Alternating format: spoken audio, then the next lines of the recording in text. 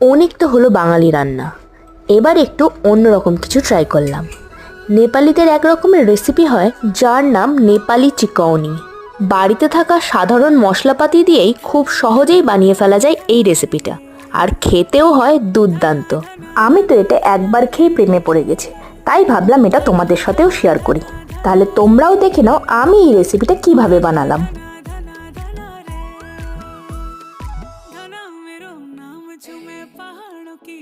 দেখলে তো এটা কত ইজি ও কত তাড়াতাড়ি বানানো যায়। কোনোদিন হয়তো তোমার কিছু রান্না করতে ইচ্ছা করছে না, তুমি এটা দিয়ে পুরো ভাতটা খেয়ে নিতে পারো। আমি বলছি, এটা যদি তুমি একবার খাও তোমার এটা বারবার খেতে ইচ্ছে করবে।